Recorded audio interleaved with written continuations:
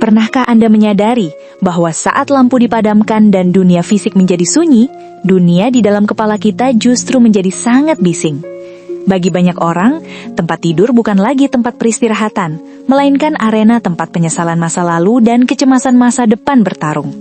Kita hidup di era di mana produktivitas dianggap sebagai mata uang utama, sehingga ketika tubuh berhenti bergerak, pikiran merasa bersalah karena tidak melakukan apa-apa. Inilah paradoks manusia modern. Kita memiliki teknologi untuk memudahkan hidup, namun kita kehilangan teknologi internal untuk menenangkan jiwa. Menghapus pikiran negatif sebelum tidur bukan sekedar tips kesehatan, melainkan sebuah bentuk diplomasi diri, sebuah seni untuk berdamai dengan hari yang telah lewat, agar kita tidak membawa beban yang sama ke hari esok. Mengapa pikiran negatif justru muncul saat kita ingin beristirahat?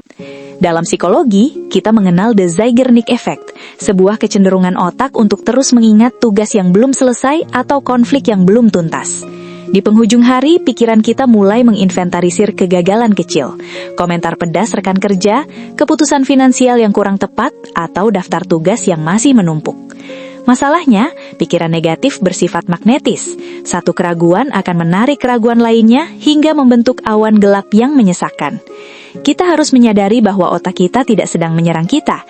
Ia hanya mencoba menyelesaikan masalah yang ia anggap terbuka. Memahami hal ini adalah langkah pertama menuju ketenangan. Berhenti menyalahkan diri sendiri karena memiliki pikiran negatif, dan mulailah melihatnya sebagai sinyal yang butuh navigasi, bukan validasi. Jika kita bicara tentang psikologi uang, seringkali kecemasan sebelum tidur berakar pada rasa tidak aman secara finansial. Kita mencemaskan inflasi, karir yang stagnan, atau perbandingan hidup kita dengan orang lain. Di sini, filsafat stoikisme memberikan obat yang mujarab melalui konsep dikotomi kendali. Sebelum memejamkan mata, tanyakan pada diri sendiri, apakah saya bisa mengubah hasil dari apa yang saya cemaskan malam ini? Jawabannya, hampir selalu tidak. Tidur adalah satu-satunya tugas profesional yang paling produktif yang bisa Anda lakukan saat itu. Mengkhawatirkan saldo rekening atau proyek besar di jam 2 pagi tidak akan menambah Rp1 pun ke kantong Anda. Namun justru akan mengurangi modal paling berharga Anda, kejernihan mental untuk mengambil keputusan esok hari. Ketenangan adalah investasi dengan bunga majemuk terbaik. Mari kita masuk ke langkah praktis. Salah satu cara paling efektif untuk menghapus residu negatif adalah dengan teknik pengarsipan mental. Bayangkan pikiran Anda adalah sebuah meja kerja yang berantakan. Sebelum tidur, visualisasikan diri Anda melipat setiap masalah satu persatu, memasukkannya ke dalam map dan menyimpannya di dalam laci yang terkunci. Katakan pada diri sendiri, ini sudah saya proses hari ini, sisanya akan saya selesaikan besok dengan energi baru. Dengan memberikan penutupan formal pada pikiran, Anda memberi izin kepada sistem saraf parasimpatis untuk mengambil alih. Ini bukan tentang mengabaikan masalah, melainkan tentang menetapkan batasan kerja bagi pikiran. Anda adalah CEO dari hidup Anda sendiri, dan seorang pemimpin yang baik tahu kapan harus menutup kantor. Seringkali bersyukur terdengar terlalu klise, namun secara neurologis, syukur adalah alat untuk memprogram ulang bias negatif otak kita. Otak manusia secara evolusioner didesain untuk mencari ancaman, negativity bias, agar bisa bertahan hidup. Untuk menyeimbangkannya, kita perlu melakukan intervensi sadar. Alih-alih memikirkan apa yang salah, carilah 3 hal yang cukup baik hari ini.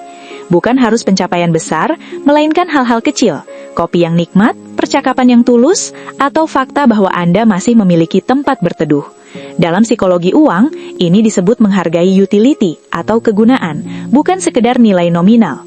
Ketika Anda tidur dengan perasaan cukup, Anda memutus rantai kecemasan akan kekurangan yang sering menjadi akar pikiran negatif. Ketenangan mental tidak bisa dipisahkan dari kondisi fisik. Ritual sederhana seperti meredupkan lampu, menjauhkan layar gawai yang penuh dengan distorsi media sosial, dan mengatur nafas adalah bentuk penghormatan terhadap diri sendiri. Saat Anda bernafas dalam-dalam, Anda mengirimkan sinyal ke otak bahwa tidak ada singa yang mengejar Anda. Anda aman. Di saat-saat terakhir sebelum terlelap, lepaskanlah ego. Sadarilah bahwa Anda hanyalah bagian kecil dari alam semesta yang luas. Masalah Anda mungkin terasa besar sekarang, namun dalam skala waktu dan ruang, ia hanyalah debu. Ada kelegaan luar biasa dalam menyadari bahwa dunia tidak akan runtuh hanya karena Anda berhenti berpikir sejenak. Menghapus pikiran negatif sebelum tidur adalah bentuk tertinggi dari self-mastery.